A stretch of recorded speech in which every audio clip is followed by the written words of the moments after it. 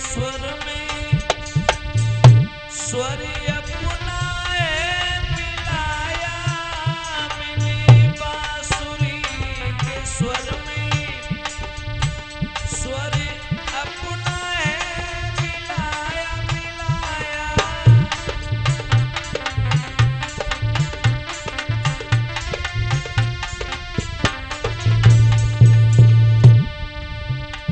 मैंने जिसको अपना समझा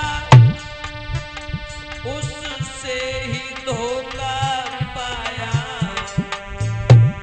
कैसा जमाना है, समझ में नहीं आता।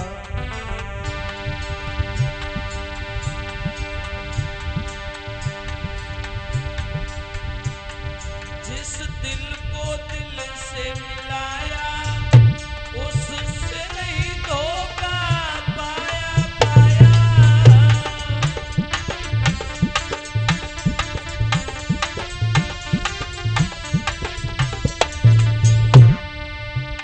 अब जिया नहीं जाता है, जीने के पड़ गए लाले। ओ दुनिया बनाने वाले, ये दुख क्यों दिए हैं? ओ दुनिया बनाने वाले।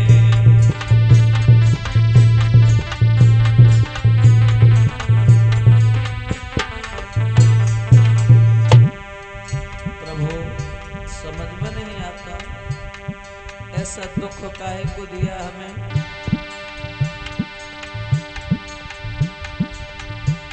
मोई ऐसे कुल में भेजा, मेरी कैसी जिंदगी है। हमें कैसे कुल में भेजा, मेरी कैसी जिंदगी है।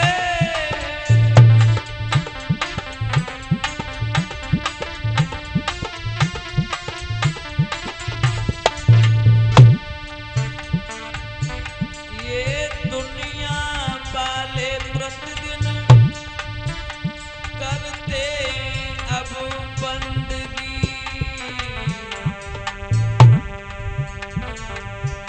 तेरे गीत गाते गाते प्रभुवर आज काफी समय हो गया, लेकिन क्या करूं, आज भी सुख की प्राप्ति नहीं। तेरे गीत गाते गाते मेरी जीभ में पड़ गए छाले। ओ दुनिया बनाने वाले,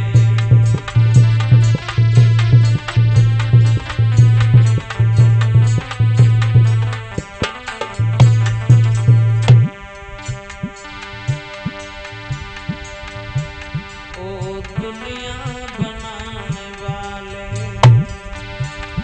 ये दुख क्यों दिए हैं? ओ दुनिया बनाने वाले।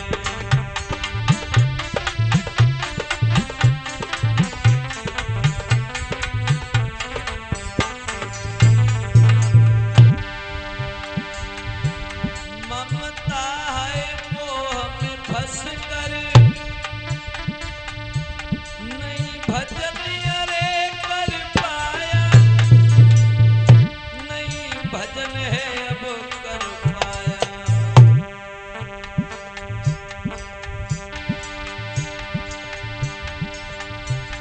सब दिशा से थक कर अरे कन्हैया शरण तुम्हारी में आया। आज आपके बल पर हूँ, लेकिन ये संसार मतलबी रहा, इससे मैं क्या आशा करें? ये तो हमेशा हमें निराशा ही प्रदान करता है। मैंने दिल से जिसको माना, बन भोंक दे दिल वाले।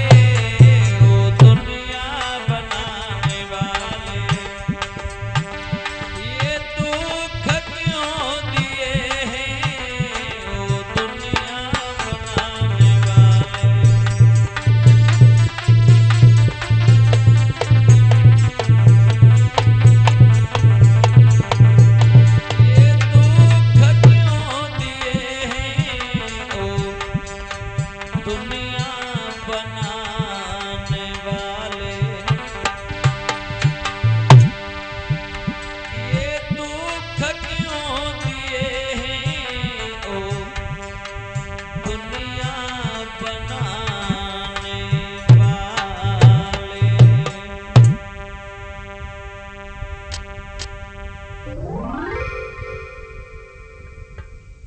आदरणीय,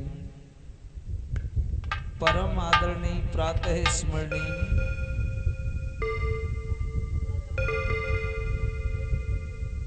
हमारे समस्त श्रोता बंधुओं,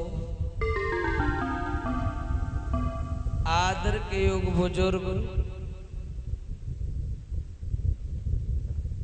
व हमारे देश भारत में बड़े बड़े सूरवीर दाता और कवियों को जन्म देने वाली हमारी आदि शक्ति माताएं एवं बहनें,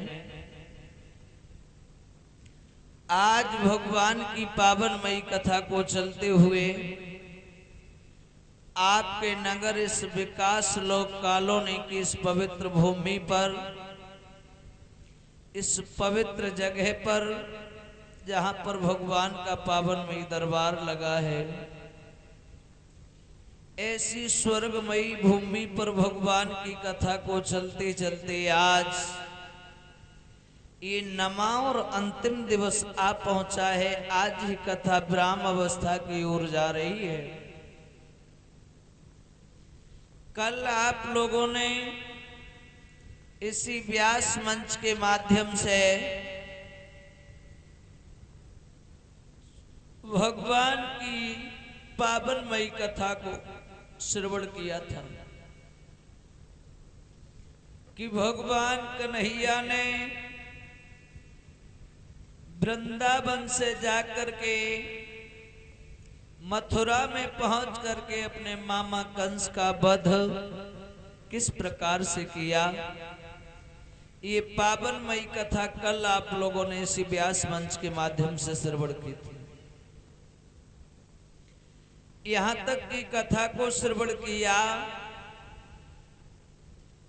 कि भगवान कन्हैया द्वारिका पहुंच गए हैं, द्वारिका के राजा बने। इनके भैया बलराम का विवाह महाराज रेवतक की कन्या रेवती के साथ में हुआ और भगवान कन्हैया का प्रथम विवाह रुक्मिणी के साथ में हुआ था। ये पावनमयी कथाएं कल आप लोगों ने श्रवण की थी। इधर गंगा मैया के किनारे बैठे हुए व्यास नंदन सुखदेव जी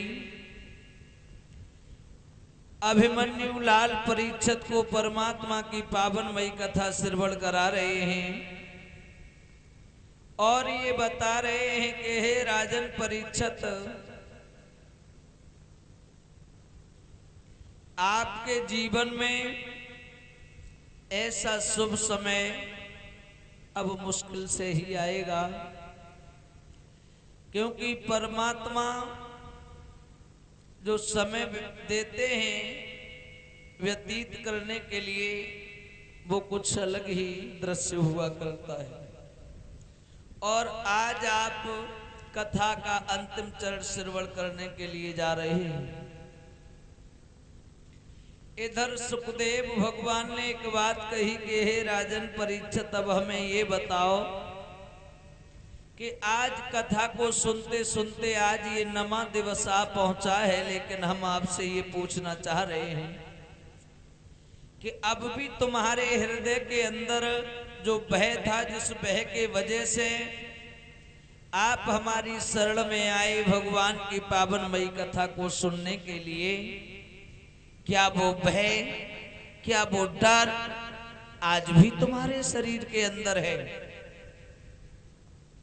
बोले गुरुवर, मेरे शरीर के अंदर जो तक्षक रूपी भय था,